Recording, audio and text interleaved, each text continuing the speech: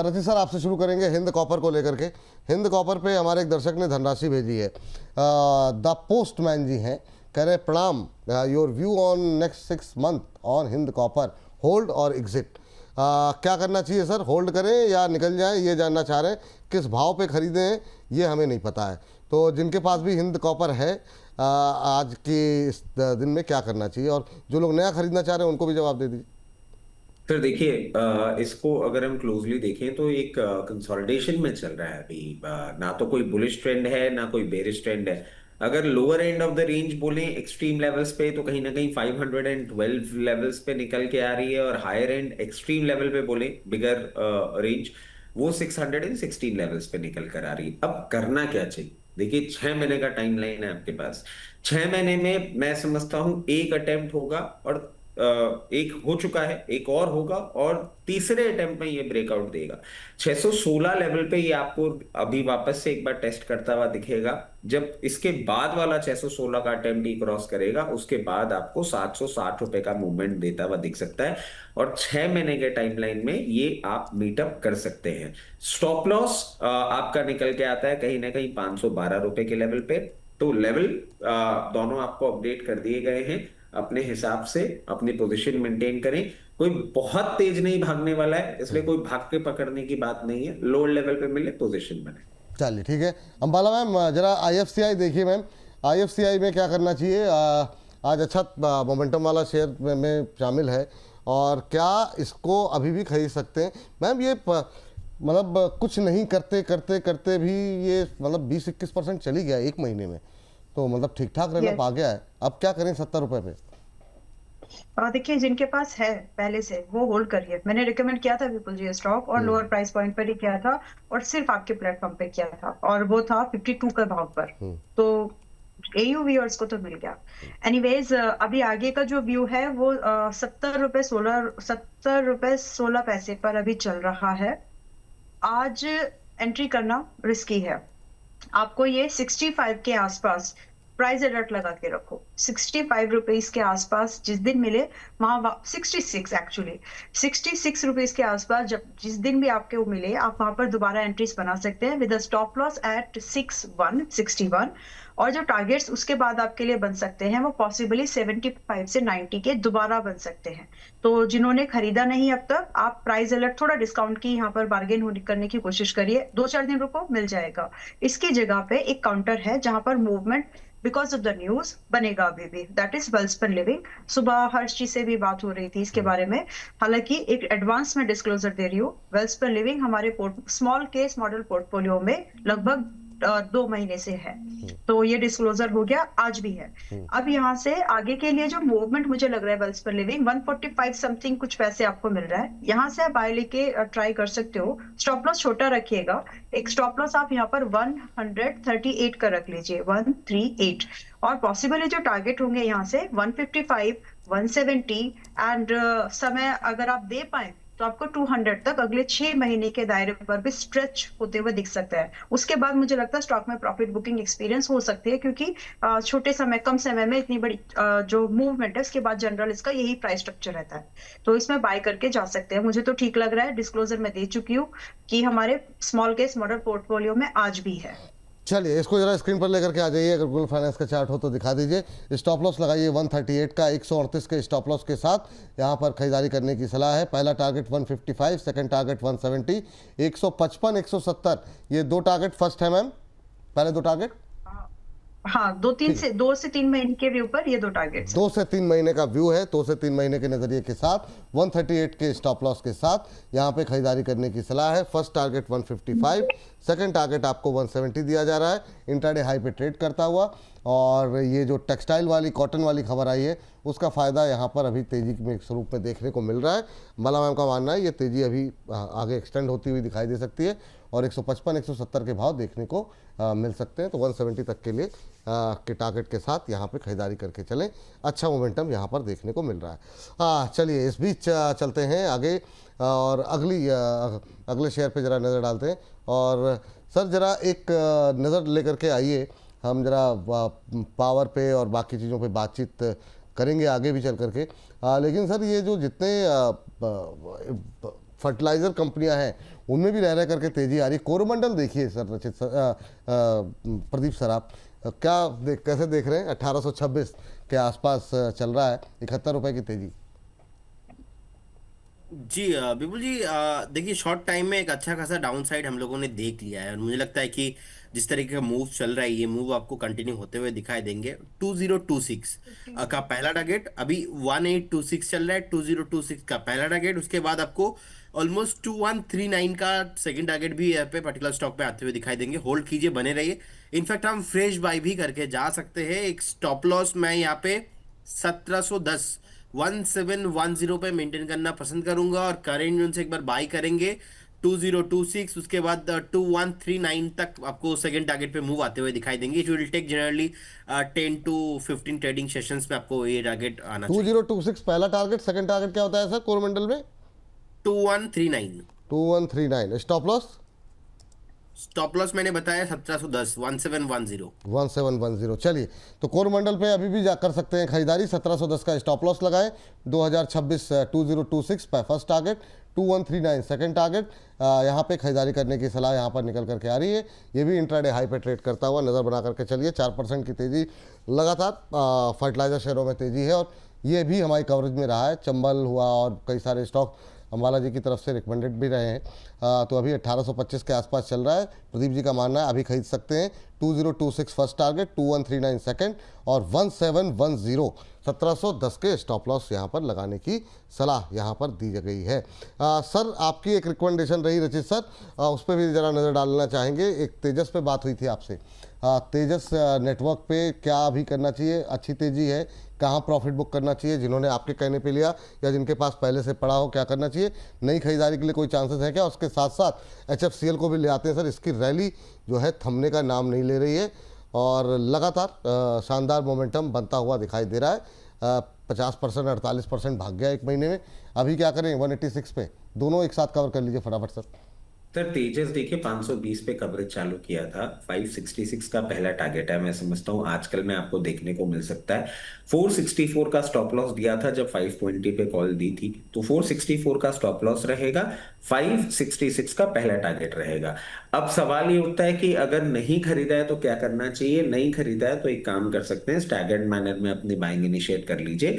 यहाँ पे थोड़ा सा ले लीजिए। अगर मार्केट करेक्ट करता है तो लोअर लेवल मिलेगा।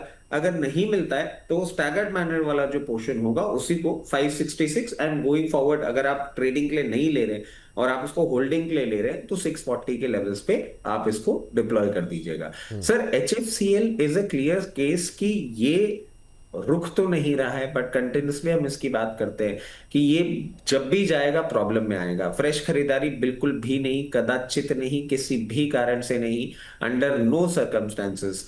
जिस लेवल से अब ये आपको मोमेंटम करता हुआ दिखा रहा है, क्लोजिंग बेसिस स्टॉप लॉस होगा 172 का। 172 के ऊपर जब तक मेंटेन कर रहा है, अब तो कोई सर पैर बचा ही नहीं है इसके मूवमेंट का। हो सकता है आपको 194 और 200 रुपए के लेवल भी दिखा दे, बट फ्रेश एंट्री किसी भी सर्कमस्टांसेस में मेरी तरफ से एडवाइजेबल नहीं। जब बात यहाँ पर निकल करके आई है HFCL और इसको लेकर के चलिए आगे बढ़ते हैं। और हमारे एक दर्शक ज्योति रंजन जी ने बड़ा अच्छा सवाल पूछा। कह रहे हैं कि सवाल के पहले इन्होंने टिप्पणी जो की है, मार्केट के बच्चन को प्रणाम है सर, आप जो कह दें। कह रहे हैं कि should we stop investing for long term and only go for short term in Indian share market? Clearly Indian growth story is not healthy the way it is being presented by the government of India. अब ये बहुत लोगों के मन में सवाल आ रहा है कि इतनी आशंकाएं, चिंताएं और मतलब चीज़ें, पिक्चर ऐसी बना दी गई है कि क्या मतलब भारतीय बाज़ार को छोड़ देना चाहिए जैसे FIs ने छोड़ दिया, घरेलू वाले भी छोड़ दें भाई, कहीं देखे कोई इंटरनेशनल फंड उसी में पैसे लगाएं, क्योंकि भाई सब कह रहे हैं कि नहीं ये तो तबाह हो गया देश। तो ये क्या रचित जी, एक लाइन का उत्तर खाली जो आप मतलब पिक्चर दे रहे हैं उसके मुताबिक छोड़ दें भारत के, और जो ग्लोबल फंड है उनमें पैसे लगाने शुरू करें अब? नहीं, बिल्कुल छोड़ दें सर, और अभी छोड़ें, खड़े पैर छोड़ें। मगर मेरे एक सवाल का जवाब दे दें। इन्फ्लेशन बढ़ रहा है, पैसे लगाएंगे कहाँ? FD में।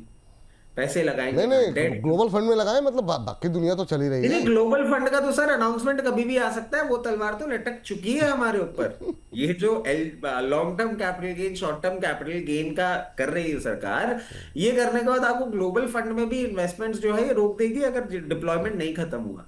सर ये जो रुपी को स्ट्रेंथन करने के लिए आरबीआई ने सेलिंग करी है ना, हमारे फॉरेक्स रिजर्व हिल गए हैं सर।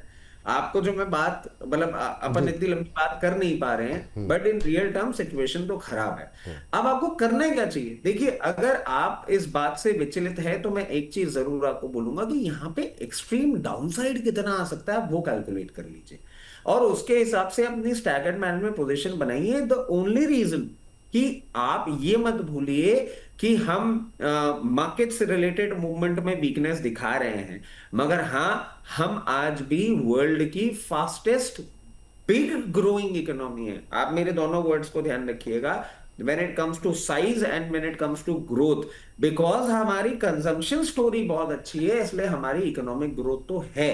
हम अंडर परफॉर्मेंस क्यों कर रहे हैं? क्योंकि हमारे मार्केट्स उस तरीके से करेक्ट नहीं की है और हमारे टेक्नोलॉजिकल इनोवेशन नहीं है, जिसके लिए हमें बीटिंग मिल रही है। एक दो क्वार्टर की बीटिंग मिल जरूर सकती है, बट जैसे ही हम टेक्नोलॉजिकल, क्योंकि सर आप टीसीएस देखिए, साइंस देखिए, they all are coming for AI, तो टाइम लग सकता है। ठीक। खत्म हो जाएगा देश? अरे भाई साहब, बहुत बड़ा देश है, ऐसे नहीं खत्म होता है। चलिए, तो ये हाँ, किस लोअर लेवल जरूर देखने को चल- मिलेगी। जी जी जी, बिल्कुल लोअर लेवल देखने को मिल सकते हैं, लेकिन समाप्त नहीं होगा अभी, इस पर और डिटेल में बातचीत होगी। थोड़ा सा लंबा हो गया, इसको फटाफट जो है आगे बढ़ते हैं। अम्बाला मैम, मैं सवाल ही भूल गया। चलिए अम्बाला मैम, अगली टिप्पणी जो आपसे पावर और डिफेंस पे थोड़ी सी बात कर लेते हैं। मैम जरा एक साथ माजगांव देख लीजिए, अभी जो है करीब करीब आधे % के आसपास की गिरावट के साथ कामकाज कर रहा है, और कोचिन शिपयार्ड, इन दोनों पे आपकी कवरेज जानना चाहेंगे फटाफट। ऑल राइट, तो मजगांव जस्ट मिनट, तो 2438 पर है अभी। एंड अगेन, अगर आप 3 महीने से कम वाला ट्रेड अपॉर्चुनिटीज यहाँ पर ढूंढ रहे हो, डोंट टच। यहाँ पर वो मौका नहीं है, अभी रिस्क बड़ा है। और अगर आप कम से कम 1 साल से 1.5 साल की इन्वेस्टमेंट के लिए पैसा लगाना चाह रहे हो, इट्स योर प्राइस। तो व्यू में डिफरेंस है, और उसके हिसाब से आपका जो होल्डिंग पीरियड है उसके हिसाब से आपका व्यू आपको डिसाइड करना है। रही बात कि अगर मुझे 1 से 1.5 साल के लिए क्या इस प्राइस पर अगर मुझे एंट्री सजेस्ट करनी होती तो क्या मैं कर देती? हाँ, यस। इसको आप 2400 से 2450 इस रेंज में आप बाय करिए। 2200 पर थोड़ा बहुत और ऐड करिए, और 2100 रुपए का एक स्ट्रेट स्टॉप लॉस लगाएं, ताकि आपके लिए जो टारगेट्स है 2800 से लेकर के लगभग 3500 के, आप उनको देख सके। शॉर्ट टर्म में थोड़ा वीकनेस लग रही है 5-6% की और। चलिए ठीक है मैम, कोचिन विथ हाउस ना आपके पास, थोड़ा फास्ट। ऑलराइट, कुछ शिपयार्ड। तो यहाँ पर जो भी पहले से कोई पोजीशन है आप लोगों की, एक स्टॉप लॉस प्लीज मेंटेन कर लीजिए 1420, 1420, और इसी स्टॉप लॉस के साथ जो भी पोजीशन आपकी है आप रखें।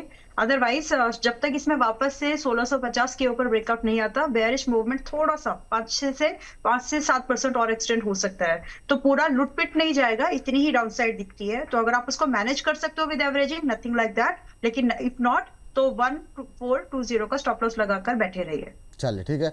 Pradeep sir, Tata power, Adani power, इन दोनों पे आपके लेवल्स जानना चाहेंगे। और एक सवाल भी है संजय कुमार धीर जी का, बहुत देर से पहुंच रहे हैं, कह रहे काल कलेश विघ्न द्वेष से बचाने वाले खेवन हारों, आप सभी मेरा नमन स्वीकार कर लिया है गुरु, और मेरा चरण स्पर्श स्वीकारो।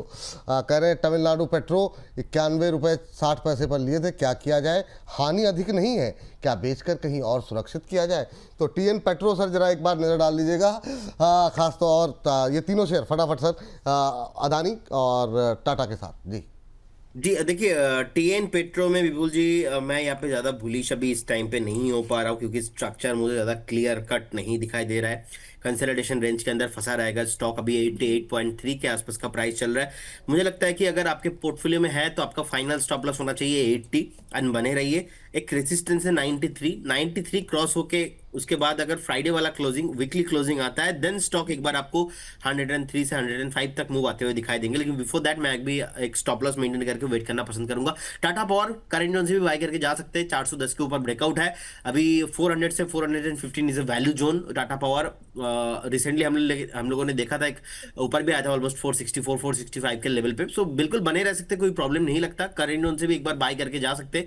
एक स्टॉप लॉस मैं यहाँ पे 380 के लेवल पे मेंटेन करना पसंद करूंगा। पहला टारगेट आपको अगेन 460 अगर क्रॉस होता है उस टाइम पे आपको एक बार 525 तक भी मूव आते हुए दिखाई देंगे। अदानी पावर ऑलरेडी हम लोगों ने इतना बढ़िया कॉल दिया था, चला भी है स्टॉक, अभी 239 के आसपास है, तो मैं यहाँ पे बाय करने में कंफर्टेबल नहीं हूँ क्योंकि ऑलरेडी स्टॉक चला हुआ है। इस टाइम पे क्या होता है, या तो प्रॉफिट बुक हो जाएंगे, अदरवाइज स्टॉक चलेगा नहीं, यहाँ पे कंसल्टेशन रेंज के अंदर फंसा रहेगा। तो मैं ज्यादा प्रेफर करूंगा एक बार 200 से लेके 210 अगर इसके आसपास कभी भी आता है अदानी पावर, तो मैं एक बार बाय करने में इंटरेस्टेड हूँ। अगर किसी के पास है एक बार प्रॉफिट बुक करने का सलाह रहेगा। लॉन्ग टर्म में देखिए, लॉन्ग टर्म में तो टारगेट 280 एंड 300 एंड अबव भी है, लेकिन शॉर्ट टाइम में एक बार इसमें जो प्रॉफिट बुकिंग आना है वो मुझे लगता है कि कहीं ना कहीं पेंडिंग है। जब तक वो नहीं होगा तब तक यहाँ पे कुछ भी ज्यादा मूव नहीं पॉसिबल है। बिफोर दैट मैं एक बार 210 के आसपास आने के लिए इंतजार करूंगा। चलिए, ये बात प्रदीप जी की रही। 200 रुपये रजत सर अभी नहीं है। अपोलो माइक्रो और शिपिंग कॉर्पोरेशन, ये अंबाला मैम थोड़ा फास्ट इन दोनों पे कवरेज जो है आपकी जानना चाहेंगे। अपोलो माइक्रो और शिपिंग कॉर्पोरेशन ऑफ इंडिया। पहले एससीआई बात कर लेते हैं। ऑलराइट, तो 290 आ गया है यहाँ पर। इसी भाव की हम बात कर रहे थे कि आपको 340 से अगर 290 वगैरह आए तो आप इन्वेस्टमेंट कर सकते हैं।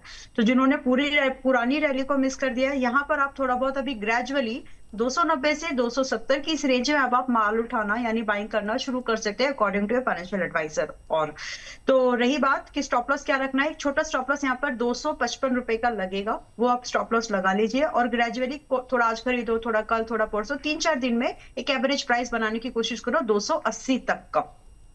एंड इसके बाद जो टारगेट है यहाँ पर आपके टारगेट होंगे स्टार्ट 335 रुपए से लगभग 370 के। ये दो पॉसिबिलिटीज मुझे यहाँ पर दिख रही है।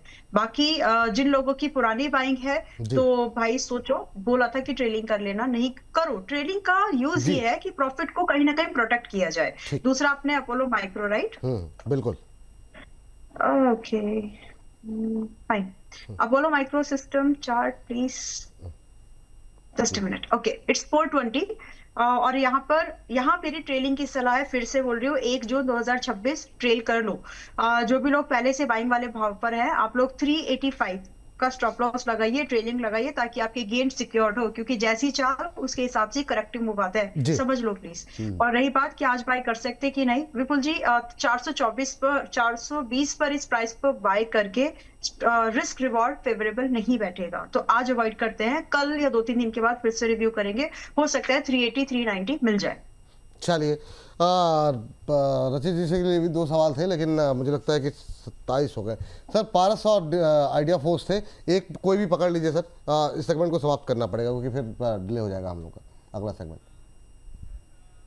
के पास पारस और आइडिया फोर्ज है। आइडिया फोर्ज में तो सर अभी भी एक अप मूव जो है वो आपको कंटिन्यू होता हुआ दिख सकता है, कोई प्रॉब्लम वाली बात नहीं दिख रही है। जब तक ये आपको बहुत कंफर्टेबली 760 लेवल्स के ऊपर मेंटेन करता हुआ दिख रहा है, तब तक आपको आने वाले दिनों में 880 और 924 के लेवल्स दिखा सकता है।